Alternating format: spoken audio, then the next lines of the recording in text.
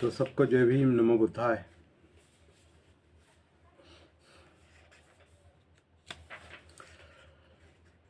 Part 5 book 3 का part 5 हमने शुरू किया है। द बुद्ध एंड हिज धम्म का, बुद्ध और उनका धम्म, इसका हम अभ्यास कर रहे हैं और करीब करीब आधे आधे ग्रंथ को हमने अभी पूरा किया है।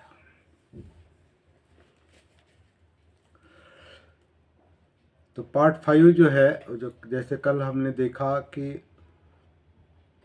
व्हाट इज सद्धम्म, बुक 3 का पार्ट 5, इसका जो मेन टाइटल है व्हाट इज सद्धम्म। तो सद्धम्म क्या है?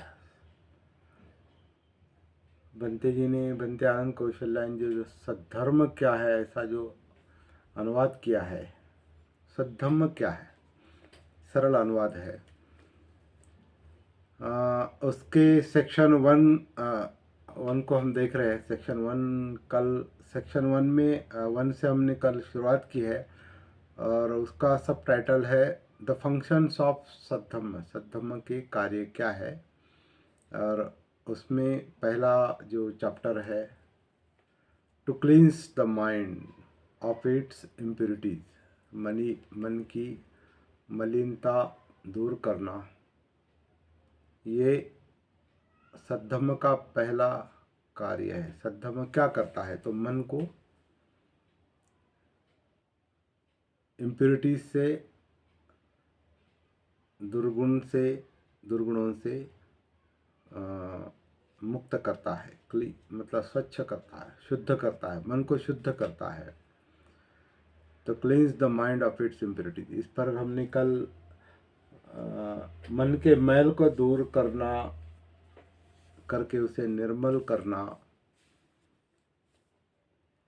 इसके अंतर्गत हमने कल थोड़ा विचार किया है। आज हम दूसरा चैप्टर देखेंगे फंक्शंस ऑफ सद्धम्म में, to make the world a kingdom of righteousness. Righteousness का राज्य लाना, ये सद्धम्म का फंक्शन, सद्धम्म का कार्य है, मुख्य कार्य है। लेकिन राइटसनेस का क्या मतलब है? तो राइटसनेस का डिक्शनरी मीनिंग है एडहेरिंग टू मोरल प्रिंसिपल्स, नैतिक तत्व जो है उनको अपनाना, वो राइटसनेस है। मतलब नैतिकता है, न्याय प्रियता है, या न्यायी वर्तन है, न्यायिक वर्तन है, नैतिक वर्तन है, वो राइटसनेस है। तो इट इज़ ए क्वालिटी और state of being morally correct and justifiable. तो सही और न्यायपूर्ण मनोवस्था, नैतिक अवस्था या गुण, उसे राइटसनेस कहते हैं। तो बाबा साहब ने इसको नैतिक दृष्टि से देखा है और न्यायपूर्ण दृष्टि से देखा है, और उसका वो, और अंत में वो धम्म एक नैतिकता को अहमियत देता है। बुद्ध ने सद्धम्म में, धम्म में, सद्धम्म के अर्थ से न्यायपूर्ण और सही नैतिकता, सही और न्यायपूर्ण नैतिकता, ये धम्म का अंग है, धम्म की नींव है, ऐसा सिद्ध करने की कोशिश की है। तो इसको उनके हेतु को पहले समझ लेंगे। और अब हम थोड़ा ट्रांसलेशन की ओर मुड़ते हैं, जो भदंत आनंद कौशल्यायन जी ने किया है।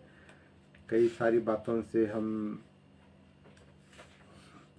सहमत नहीं है, लेकिन अभी अनुवाद को आधार बनाया और इसके लाखों प्रतियां निकली है, और एडिशंस भी निकले हैं, तो इसको और कई सारे लोगों को इसका पता है, इसलिए इसको थोड़ा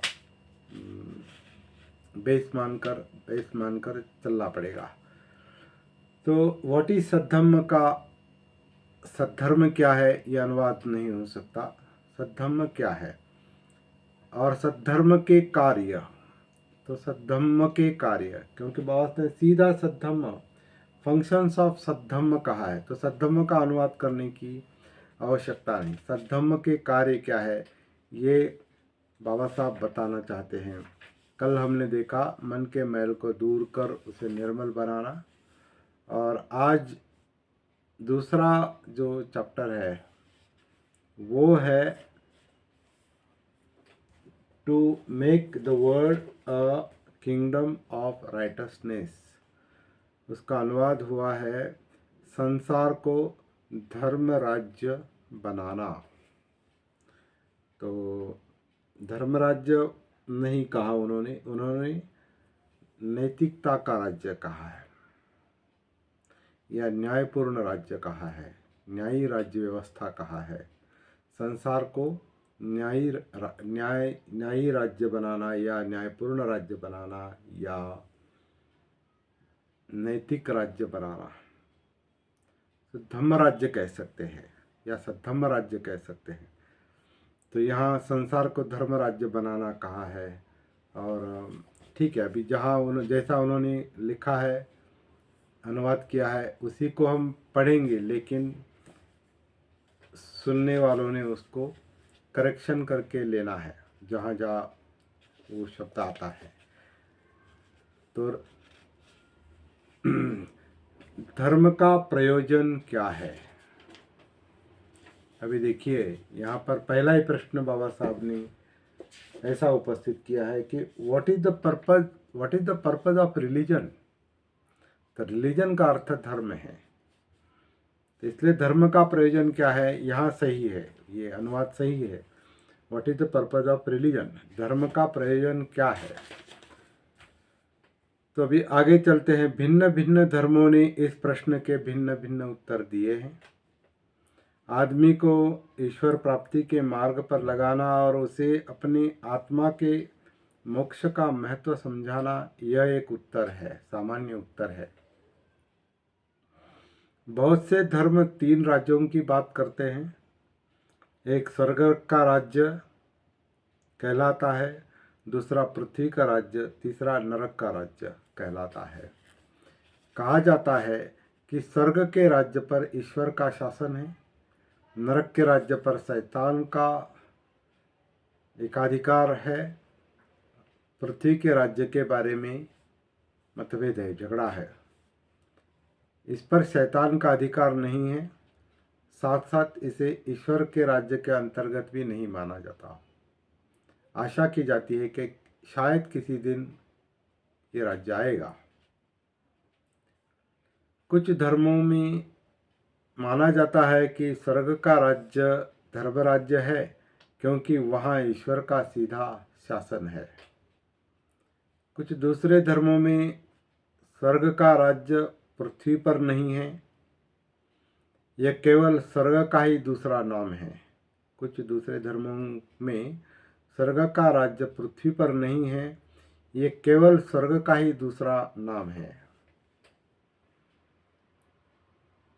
जो कोई ईश्वर और उसके पैगंबर पर ईमान लाता है वही वहाँ पहुँच सकता है। जब पहुँचने वाले स्वर्ग पहुँचते हैं तो जीवन के जितने भी भोग विलास के साधन हैं वे सब उन्हें वहाँ प्राप्त हो जाते हैं। तो इसका मूल जो है, in other religions the kingdom of heaven is not on earth, it is another name for heaven. It can be reached by one who believes in God and his prophet. When he reaches heaven, all the carnal pleasures of life are placed within the reach of all those who are faithful. इसका ये सारा अनुवाद है। सभी धर्मों का यही उपदेश है कि आदमी के जीवन का उद्देश्य इस स्वर्ग के राज्य को प्राप्त करना और कैसे प्राप्त करना, यही होना चाहिए। आदमी के जीवन का उद्देश्य यही होना चाहिए। तो धर्म का उद्देश्य क्या है? Purpose of religion. To the question, what is the purpose of religion? The Buddha's answer is very different. तो धर्म का उद्देश्य क्या है, इस प्रश्न का बुद्ध ने सर्वथा भिन्न उत्तर दिया है। बुद्ध ने लोगों को ये नहीं कहा कि उनके जीवन का उद्देश्य किसी काल्पनिक स्वर्ग की प्राप्ति होना चाहिए। उनका कहना था कि धर्म का राज्य इस पृथ्वी पर ही है और वह धर्म पथ पर चलकर प्राप्त किया जा सकता है। मूल ग्रंथ में है, ही डिड नॉट टेल, मतलब Buddha did not tell people that their aim in life should be to reach some imaginary heaven. The kingdom of righteousness lies on the earth. नीति का राज्य जो है, नैतिकता का राज्य जो है, वो पृथ्वी पर ही है। The kingdom of righteousness lies on earth and is to be reach by man by righteous conduct. सदाचार से ही सदाचार का राज्य या नैतिकता का राज्य यहाँ पर आ सकता है, ऐसा इसका अर्थ होता है। तो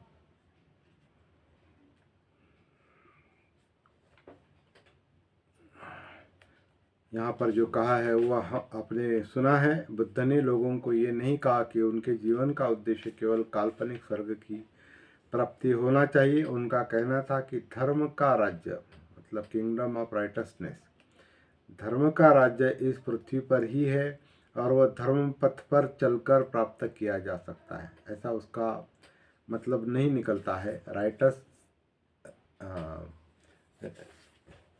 kingdom of righteousness lies on earth and is to be reach by man by righteous itself, righteous conduct. इस तरह के वो शब्द है। अन्य सब धर्मों की, उन्होंने लोगों से कहा कि यदि तुम अपने दुख का अंत करना चाहते हो तो हर किसी को दूसरे के साथ न्याय संगत, धर्म संगत व्यवहार करना पड़ेगा। तो न्याय संगत, धर्म संगत, राइटसनेस का ये क्या, what he did was to tell people that to remove their misery each one must learn to be righteous in his conduct. मतलब सदाचार चाहिए, सदाचार सीखना चाहिए, आज सदाचार का आचरण इन रिलेशन टू अदर, दूसरों के साथ भी, and thereby make the earth kingdom of righteousness. और इस तरह से ये संसार जो है वो सदाचार का राज्य या न्याय का राज्य बन जाएगा। इस तरह से बुद्ध की शिक्षा है, ऐसा बाबा साहब कहते हैं। यहाँ पर जो कहा है, उन्होंने लोगों से कहा कि यदि तुम दुख का अंत करना चाहते हो तो हर किसी को दूसरे के साथ न्याय संगत, धर्म संगत व्यवहार करना होगा, तभी वह पृथ्वी धर्म का राज्य बन सकेगी। अन्य सब धर्मों की अपेक्षा तथागत के धर्म की यही अपनी विशेषता है। तथागत के धर्म में पंचशीलों पर जोर दिया है और अष्टशील तथा पारमिताओं पर जोर दिया है। बुद्ध ने इन सब को अपने धर्म का आधार क्यों बनाया? क्योंकि ये एक ऐसी जीवन विधि है कि केवल यही आदमी को सदाचारी बना सकती है। Why did the Buddha make them the basis of his religion? Because they constitute a way of life which alone can make man righteous. आदमी के प्रति जो अनुचित व्यवहार करता है, उसी में से आदमी का सारा दुख पैदा होता है। आदमी के प्रति जो अनुचित व्यवहार है, उसका नाश केवल धर्म ही कर सकता है और उससे उत्पन्न दुख का भी। ओनली राइटसनेस कैन, मतलब सदाचार, only righteousness can remove this inequity and the resultant misery. इसलिए बुद्ध ने कहा कि धम्म का काम केवल उपदेश देना नहीं है, बल्कि जैसे भी हो आदमी के मन में ये बात जमाना है कि सर्वोपरि आवश्यकता सदाचारी बनने की ही है। लोगों में सदाचार की भावना भरने के लिए धम्म के लिए आवश्यक है कि वह कुछ दूसरे कार्य भी करें। धम्म को ये शिक्षा देनी होगी कि आदमी जान सके कि कुशल कर्म यानी शुभ कर्म कौन सा है, अच्छा कर्म कौन सा होता है, और वह उस कुशल कर्म को कर सके। धम्म को ये शिक्षा भी देनी होगी कि आदमी जान सके कि अकुशल क्या है और जो अकुशल है उससे कैसे बच सके। धम्म के इन दो कामों के अतिरिक्त भगवान बुद्ध ने धम्म के दूसरे भी काम बताए हैं और जिन्हें वे बहुत महत्वपूर्ण समझते थे। पहला है आदमी के स्वभाव और उसकी प्रवृत्तियों की ट्रेनिंग। ये प्रार्थना करने से भिन्न प्रक्रिया है। ये केवल प्रार्थना नहीं है, ये प्रार्थना करने से भिन्न प्रक्रिया है। यह व्रत आदि रखने से भिन्न प्रक्रिया है। यह यज्ञ बलि से भिन्न प्रक्रिया है। देवदह सुत्तम में जैन धर्म की चर्चा करते हुए बुद्ध ने ये बात स्पष्ट की है और उससे आप पढ़ सकते हैं कि उनकी क्या चर्चा है। बुद्ध ने उसको किस तरह से रिस्पॉन्ड किया है, किस तरह से उसका एक तरह से प्रत्युत्तर दिया है। सल्लेख सुत्त में तथागत ने इस बात को कहा है कि तुम्हें अपने मन को निर्मल बनाने के लिए निश्चय करना चाहिए। चाहे दूसरे लोग हानि करें, मैं नहीं करूँगा। चाहे दूसरे लोग हिंसा करें, मैं नहीं करूँगा। दूसरे लोग चोरी करें, मैं नहीं करूँगा। दूसरे लोग श्रेष्ठ जीवन व्यतीत न करें, मैं श्रेष्ठ जीवन व्यतीत करूँगा। चाहे दूसरे लोग झूठ बोलें, चुगली खावे, कठोर बोले अथवा व्यर्थ बकवास करें, मैं नहीं करूँगा। दूसरे लोग लोभी हो, मैं नहीं रहूँगा। दूसरे लोग द्वेष करें, मैं नहीं करूँगा, मैं द्वेष नहीं करूँगा। चाहे दूसरे लोग मिथ्या दृष्टि हों, मिथ्या संकल्प वाले हों, मिथ्या वाणी वाले, मिथ्या कर्मांत वाले, मिथ्या समाधि वाले, मैं सम्यक दृष्टि होऊंगा, सम्यक संकल्प वाला, सम्यक वाणी वाला, सम्यक कर्मांत वाला, सम्यक आजीविका, सम्यक व्यायाम, सम्यक सती और सम्यक समाधि वाला होऊंगा। चाहे दूसरे सत्य के विषय में गलती पर हों, मुक्ति के विषय में गलती पर हों, मैं सत्य और मुक्ति दोनों विषयों में गलती पर न होऊंगा। चाहे दूसरे आलस्य तथा तंद्रा से युक्त हो, मैं आलस्य और तंद्रा से मुक्त रहूँगा। चाहे दूसरे उद्धत स्वभाव के हों, मैं विनम्र स्वभाव का रहूँगा। चाहे दूसरे विचिकित्सा युक्त हों, मैं विचिकित्सा से मुक्त रहूँगा।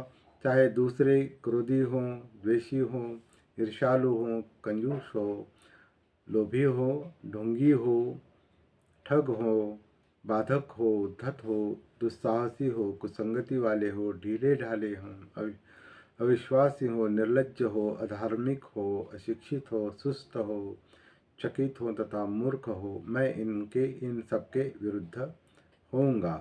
चाहे दूसरे लोग लौकिक वस्तुओं से चिपके रहे, मैं जो लौकिक वस्तुएं नहीं हैं, जो लौकिक वस्तुएं वे नहीं हैं, उनसे जो है उनसे नहीं चिपकूंगा, परित्यागशील रहूँगा। तो सल्लसुत्त में कहा, अंत में कहा है, वाणी और कर्म